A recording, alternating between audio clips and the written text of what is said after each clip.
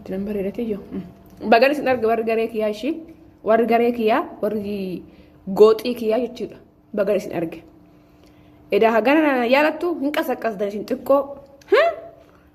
Warri garee gannii moq je'eerdha kaleessa.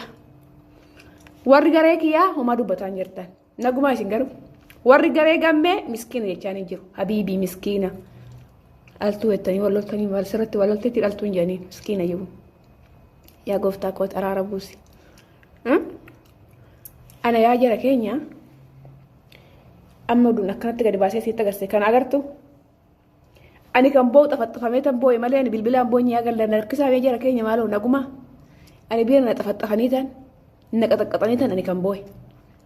Malee ani isin bilbilatti dhimma qabaadhati miti. Warri Suudi Arabiyaadhaa gara Dubaayii dhuftan, warri Joordonii gara Dubaayii dhuftan, warri Kwaatarii gara Dubaayii dhuftan, warri Suudi Arabiyaadhaa dhuftan, warri Beerutii gara Dubaayii dhufuuf deemtan, yookiin immoo sanaan dura dhuftan wal barsiisaa. Duraa hin bulta. Gaafuma dhufte jee qilleensa fudhadhu. Qilleensi biyyaatti jirtu suniif qilleensi biyya amma deemuuf tuqun tokko miti. Uffanni achitti uffattuu fi uffanni beekarratti uffatu tokko miti. Amma isinii galeeti? Isin garuu godhuu jaalattan. Warri immoo walqixatti jaalatu warri anaa fi gannii jaalatu. Warri gammee jaalatu gammii fi tiijii booressanii jedhu warri gammee jaalatu. Warri gannii jaalatu isinuu eengada sitti dhuftee maa baxabbaxxee anaan jiru warra. Warri na jaalatu immoo ijoollee nagaan taphattu baxabbaxxee jinnii achii fiddee dhuftee asitti lafaan dhooftee jettan. Isi sadeenuu warri nu sadeenuu jaalatu feesbuukii nu baneen nu kadhata seexanni hedduu keessan baay'ee haa cafa haa rukutamu jaal. Warri duraan immoo karaa itti gammee argatuun barbaadu jala xagaa jee har'a bisajjiin baay'ee na bira ofaa jira bilbilii keenya warratti hidhame waan ta'eef gammee argachuudhaan. Gammiin isaa argattu gammee niitiin duraanii gammee niitiin Itoophiyaa duraan ana akka wajjin qallatu na dhugaa rabbiitti asitti dubbadha. Amma dhumaatti cafadha viidiyoo kana. Niitiin gammee duraan na ayyamtee turte ka Itoophiyaa. Akka na wajjin taphadhu qalbii akka ta'u bilbilaa walii galleeti injooyii godhaan jetteeti nuuf farramteeti. Faganni tun hedduu tante isiin wachii gutti kaate. Amma taphni jiru. Jaarsi keessa achiirratti ka'e jaartiin gammee itti kaate duraan jarri keenya lachuu wal nu eeyyamaniiti kan nu taphataa jiru. Jaartiin gammeetis eeyyamteef jaarsi keessa na eeyyameeti amma nutti kaate. Isin kan ijoollee Oromoo namni tokko miidhamee bo'uu mala, obsee bo'uu mala, rakkoo qabaachuu mala, waan barbaade haa rakkadhu. Bilbilaaf isaan bo'u. Mee inaaffaf boochinaan gattan inaaffaf isaan bo'u. Wanni ma fe'eef aan bo'u. Ummanni na jaalatu, ummanni na kabaju, nan kabajiniyyuu, nan jaalatiniyyuu gaafa wanni tokko ijoolleen tini rakkatte eenyu gaafattan?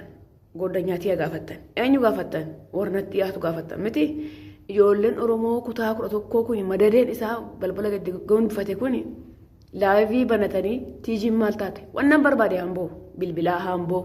Dhimma sammuu abbaati, sammuu xiqqoo qabaachuun mala, sammuu guddaa qabaachuun mala. Nama kan ilaallatu akka kiyatti yaadee miti. Namni aaruu hamma kanaa kan hin dandeenye jira. Namni miidhama hamma kana kan hin dandeenye jira. Isinii galee namni hifatuu daa'ima takkaati irraa kan hin dandeenye jira. Wannan barbaade haan bo'u yaani rakkoo qaanatu beeka. Wannan barbaade haan bo'u. Bo'ee miti yaani. Uummanni Oromoo eenyu gaafachuu qaba. Warra dhiyaatu gaafachuu qaba. Warra dhiyaatan kun gannis ta'ee gammes. Mana gammee dhaqaniiti tiijiin maal taatee barreessaniif nan arga. Ganni bira dhaqaniiti tiijiin maal taatee dhaqan.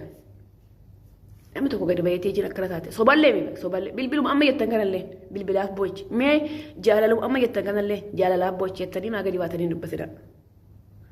Guyyaa guutuu duraan gisee Joordon jirtu sanii gaafa ani feesbuukii beenxetillee gallakkisee daqiiqaa 5tti kaasinaan jetti dhufte. Gaafa ani feesbuukii wanni musliimaa dubbadhe sin ilaallatu kaasinaan jetti dhufte dafteen natti miti. Wannan ay dogon gorto ku dafteen na deebiste.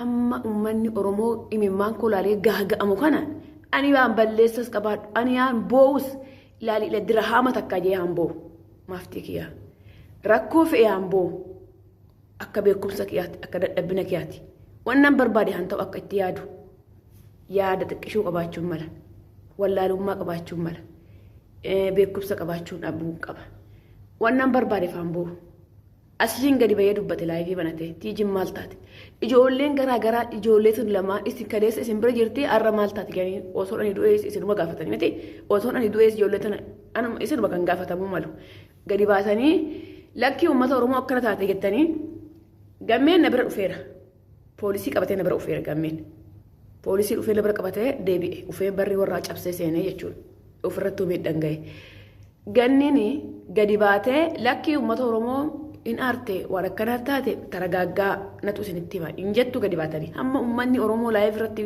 maa boochi mi'oota maal goota jedhanii dubbatanii amma gadi baatanii bilbilaa boochi maaliif boochi naaf abboo jettanii laayif baratanii sobdanii jettan goowwan isinii.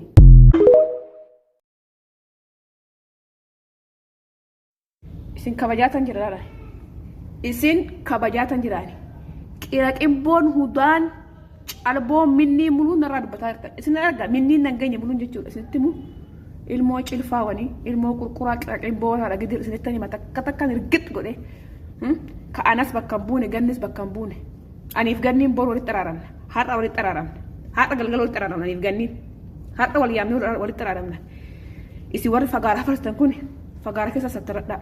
Nama takka laayivii teessisuu hin danda'u bilbila kan kookuun kan ammatti isin haasaa jiru kun duwitii gochuun irratti hin danda'u bilbila duraanitti waan ta'eef gaafan bilbila kana bitadhee siimii bitadhe laale takka takkanas si argaa jira alatti hundutti gobaa si caccabsa ilmoo shuxaamii ati duraan birrii kuma takka na nyaate caalanii birrii kuma takka na nyaate boonanii birrii kuma lamaa na nyaate eenyu nutti fagaara bantee uftee sitti nutti matu suni lafaa hartee fiddee. Leebinatiif Joordanii ufteereeti. Bilbila kee haatu uftee. Uffata koo uffachuu uftee Dubaay. Nagaafattee waa'ee uffataa waan an ta'e beektu waan nagoote beektu ilmaan baqabbaquun alatti footoo namaa fayyadamtanii minni hoola. Tiijii gaafa tuqxan nooti Oromoo amaarri isin dhiiftu gaafa dhani du'e. Amaarri isin dhiiftu kan hubachaa deema ilmaan qira qimboo isin akka isin barbaadan najjeeftanii reeffa nagachuu barbaadanii ta'anii harkan kennu gaa nan agartan ammaan booda isinii galee takka lama yaa lammaffaa bilbilaa jettee bocha ilmoo hudduu taa'e seenaa fidda seeteera qira qimboo boko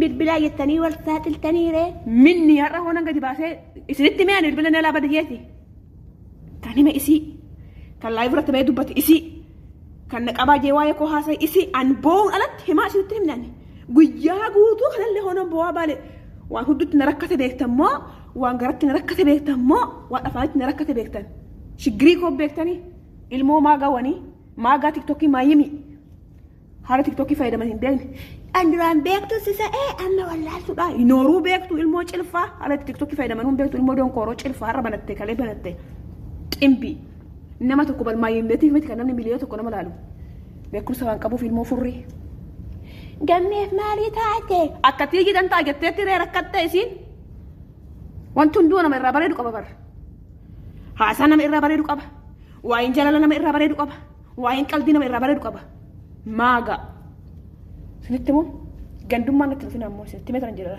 gandummaan natti dhufnaan kiyyaas gandiin jira isinin dhiisu gandummaanis ganda nan qaba bara gandummaa utaate anis ganda nan qaba bara asirratti bakkuma sanatti dhaabbadha warri viidiyoo irratti hojjetaa jirtan kan immoo isiniif dhufa isin zaqa isiniif dhufa.